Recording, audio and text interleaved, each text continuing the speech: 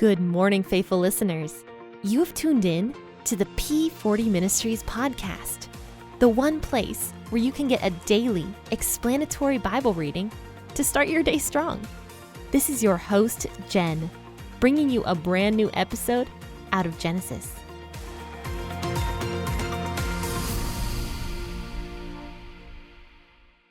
Well, hello there, faithful listeners. Happy Monday morning. And thank you so much for tuning in this morning to the P40 Ministries podcast. This, of course, is your host, Jen here, and we are in a brand new chapter of the Bible. We are going to be discussing Genesis chapter 44, verses 1 through 17. So let's turn there this morning and discuss those verses. And I will be reading out the WEB version as I always do. But if you prefer a different version of the Bible, please go ahead and read that version. Recently, I'm not going to say grab your cup of coffee, though probably most of you do drink coffee, but I have been drinking tea recently, which is much less satisfying to me than coffee. But I've been trying to get more on the tea habit because for some reason I think I just need to take a break from coffee. And so I'm taking a break from coffee and trying out tea for a little bit. So grab your cup of tea, though it is not as good as coffee. Sorry, tea lovers. And let's go ahead and read this portion of scripture. He, or Joseph, commanded the steward of his house, saying, "Fill the men's sacks with food, as much as they can carry, and put each man's money in his sack's mouth. Put my cup, the silver cup, in the sack's mouth of the youngest, with his grain money." He did according to the word that Joseph had spoken. As soon as the morning was light, the men were sent away, they and their donkeys. When they had gone out of the city and were not yet far off, Joseph said to his steward, "Up, follow after the men. When you overtake them, ask them, 'Why have you rewarded evil for good? Isn't this that from which my Lord drinks, and by which he indeed divines? You have done evil in so doing.' He overtook them, and he spoke these words to them. They said to him, 'Why does my Lord speak such words as these? Far be it from your servants that they would do such a thing. Behold, the money which we found in our sacks' mouths we brought again to you out of the land of Canaan. How then should we steal silver or gold out of your Lord's house? With whomever of your servants it is found, let him die, and we will also be my Lord's slaves.' He said, 'Now also let it be according to your words. He with whom it is found will be your slave, and you will be blameless.'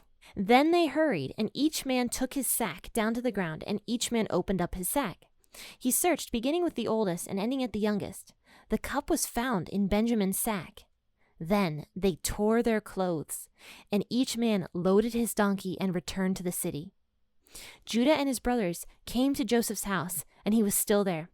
They fell on the ground before him. Joseph said to them, 'What deed is this that you have done? Don't you know that such a man as I can indeed do divination?' Judah said, 'What will we tell my Lord? What will we speak? How will we clear ourselves? God has found out the iniquity of your servants. Behold, we are my Lord's slaves, both we and he also, in whose hand the cup is found.' He said, 'Far be it from me that I should do so. The man in whose hand the cup is found, he will be my slave. But as for you, go up in peace to your father.'" That was really a mouthful for me.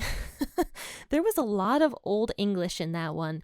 Sometimes the WEB version is great, and I feel like it reads pretty smoothly. But that one, I felt like there was just words strewn in weird places. I was having a hard time reading that. But basically, this chapter is talking more about Joseph testing his brothers. We know that from the last couple chapters that we've been talking about, that Joseph has been testing his brothers to see where their hearts are.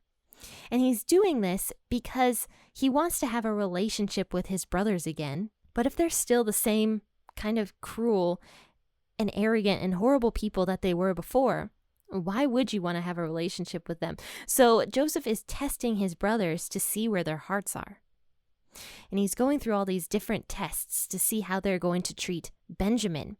And he's making himself like a stranger to his brothers. So he knows that his brothers are his brothers, but his brothers aren't aware that Joseph is Joseph. They just think that he's basically a powerful Egyptian official. And he continues to pretend like he is an Egyptian official. He is speaking to them in Egyptian because he understands Egyptian. He's been living there for the past 20 years, and he has an interpreter there. And also, he is pretending like he does divination, which was something that the Egyptians did. One reason we know that, just from Joseph's story, was when Pharaoh had brought in all these different people who did divination and these magicians and these fortune tellers and stuff to try to tell Pharaoh about the dream, but they couldn't do it because all of that stuff doesn't exist. But those men couldn't do it because they didn't have the Spirit of God, because that dream that God gave Pharaoh came from God. And so Joseph was the only one who was able to interpret it because Joseph was the only one there who had the Spirit of God. So we know from that passage alone that Egyptians were big on divination and fortune telling and magicians and stuff like that. So Joseph is pretending like he is an Egyptian by saying, I do divination, and with this silver cup that you guys stole from me, I do divination with this cup, so you guys better not cross me, basically. So in verse 1, it says that Joseph commanded his butler, or his steward of his house, to fill the men's sacks with food, as much as they can carry, but also put the men's money back into their sacks like he had done last time. He's doing the same thing. And I still think, even after this, I still believe that Joseph is doing this as a way to protect his family, because even when the steward chases after the brothers, I'm sure they saw the money, but they didn't say anything about it. They were only concerned about the cup. So he's still doing this to protect his family and to protect his father and everything like that. He fills the sacks with as much grain as they can carry, but also with the brothers' monies. He commands his steward to chase after his brothers after they had gone a little bit out of the city. So they're still pretty close. They're probably only maybe an hour away of travel, maybe less than that, who knows, however long it would take to get out of a city during that time period with donkeys or camels or whatever they had. It says they had donkeys, actually, in verse 3, just to throw that out there. So anyway, Joseph's steward chases after them. Now, Joseph himself did not chase after him. He didn't have to. But it says that the steward overtook them and was basically like, why are you doing this? Why would you repay kindness for evil? You know, my master was kind to you. He gave you food. He was generous. He gave you all of these supplies to get back to your father. And now you have stolen his cup, his silver cup that he drinks out of and that he does divination with. This is a very special cup to my master. So why would you do this, is basically what this steward is asking these brothers. And the brothers are like, no, we didn't do this. This is insane. We would never do this. See, we returned the money that we had gotten last time that was inside of our sacks. We returned that. So why would we steal from you? If we were those kind of men that stole from people, we wouldn't have returned that money that we found. We don't steal. And they're so confident. The brothers are so confident with what they're saying. They say, if there is a silver cup in our bags, then that man can be killed that's among us. And they say also, and the rest of us will be taken as slaves. So they are super confident that this cup, this silver cup, is not in their bags. And so they take their bags of grain off of their donkeys and set them on the ground so that the steward and the men that were with the steward can go through all of the different bags of grain, the 11 bags of grain. The steward says, okay, if we find the cup, we won't kill him, but we are going to make that person our master's slave. So that person is going to be charged of a great evil, a great sin, and he will become a slave to my master, is what this steward says. I want to point out that even though the brothers were super confident and said, let that person be killed, I think Joseph wanted to make it clear, or Joseph's steward wanted to make it clear, like, no, it's going to be slavery, not being killed. That's a very important thing to mention because obviously the cup was hidden in Benjamin's sack. And why was that important? Well, because Benjamin was the favorite son of Jacob. And my question is, now that I'm thinking about this, how did Joseph know that Benjamin was the favorite son? He probably had an inkling because firstly, Benjamin wasn't there the first time the brothers had gone. Secondly, he probably knew his father well enough to know that he would play favorites again. Thirdly, he knew that his mother, Rachel, was Jacob's favorite wife, so obviously he was going to favor the sons of Rachel rather than the sons of Leah, his other wife. So Joseph probably had a pretty good inkling that Benjamin was the favored son, which is why he hides the silver cup in Benjamin's sack to see how the brothers are going to respond, to see if the brothers are going to be like, yes, we want Benjamin to be a slave, because that's what they did last time someone was favored by their father. They were totally okay with Joseph being sold into slavery. They didn't care. They wanted him gone. Benjamin, if he was going to be a slave, how would the brothers react? Would they be excited about this, or would they not be excited? So Joseph is testing them. He wants to see how they're going to react to Benjamin becoming a slave, not dying, but becoming a slave. So the steward is looking through all these different bags, and it says that he searched, beginning with the oldest brother and ending at the youngest brother. So he purposely did that. He's creating all this tension and stuff, going down the line to see who has, the silver cup. And of course, he knows it's in Benjamin's bag already. And so it says that when the brothers saw the silver cup coming out of Benjamin's bag, they all tore their clothes at the same time. They're like, what? And they tear their clothes. And if this was me being one of the brothers and seeing my youngest brother, I'd have been like, you idiot, what have you done? I cannot imagine the brothers were very happy. They were probably infuriated. And you can see how sorrowful they are. Tearing the clothes at this period of time was an expression of complete and utter sorrow, as if somebody had just died. This is how upset they are that that cup was found in Benjamin's bag. I don't even know if they believe if Benjamin took it or not. Maybe there's part of them that's just like, well, if any of us was going to take it, it would have been Benjamin because he's spoiled. I don't know. But one way or the other, they're still upset about it. Now, that being said, of course, that was just my own opinion. They were confident that none of the brothers had taken it. But they're still upset that Benjamin was found with the cup. They tear their clothes. They are so upset. And it says that each man loaded up his donkey and returned to the city. What a change. That steward could have gone along with it and just taken Benjamin, and the brothers could have gone away. What a change. These brothers know that Benjamin is the favored child, but they are willing now to protect Benjamin from this life of slavery rather than go through probably 20 years of misery that they had gone through with Joseph and the mistakes that they had made with Joseph. So they are going back to the city to protect Benjamin. Every single brother at this point. That jealousy that they were feeling 20 years ago towards their brother is just gone. It's gone.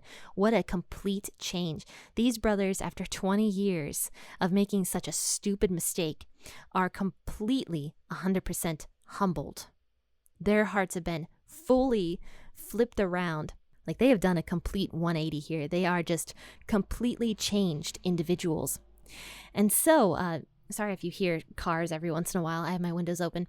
But so they go back to the city with their brother Benjamin, and it says that Judah takes the lead again. We had talked about Judah in the last chapter, where Judah had promised to give his life to protect Benjamin. So Judah takes charge. It says that in verse 14, Judah and his brothers came to Joseph's house while he was still there. So he hadn't left yet for his morning work. So he was still there. And it says that the brothers all fell on the ground before Joseph.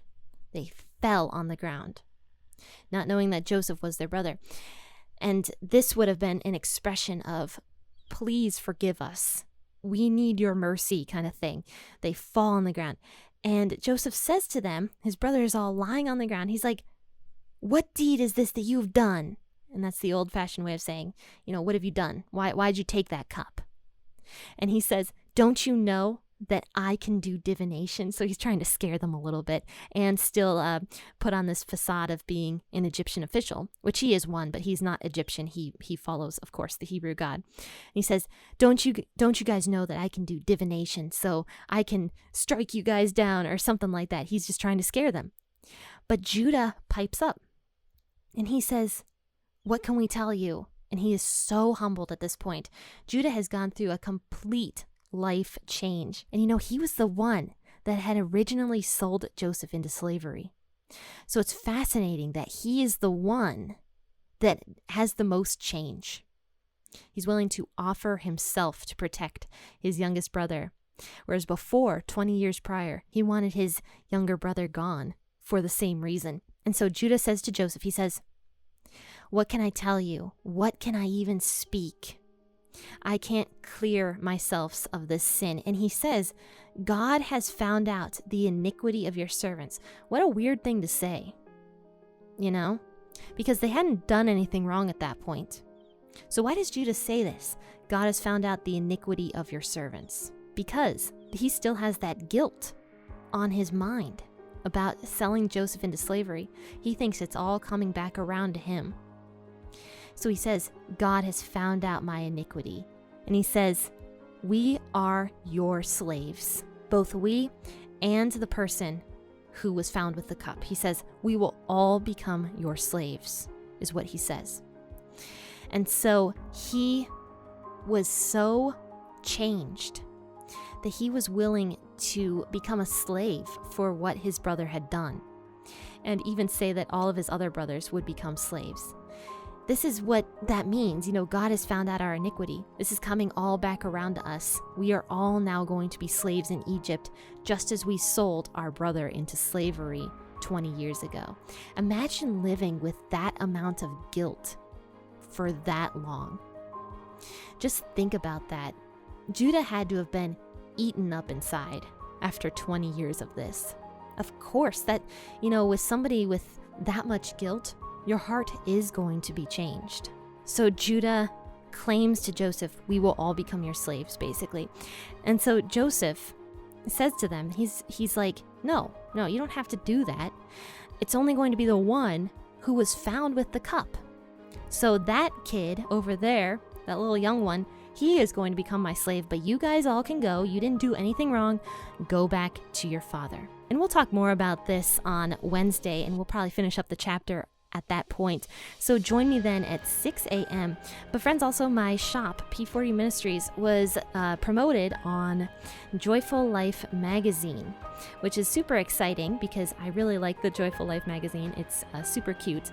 And I'm honored to be in their Mother's Day gift guide, my little shop. So definitely take a look at that. I will drop a link to that in the bio of this podcast episode. Take a look at the vendors that Joyful Life is promoting right now and buy something nice for your mom. There are so many cute gifts on there, not even from my own shop, but I was looking around at some of the other things that they're offering this year, and I was like, wow, some of these are really cute. I might have to get some. So definitely take a look at that. I'm very excited to be a part of that for Mother's Day. And like I said, I will drop a link to that in the bio of this podcast episode so you can easily navigate over there. But friends, I want to ask that you have a wonderful rest of your day. Happy listening, and God bless.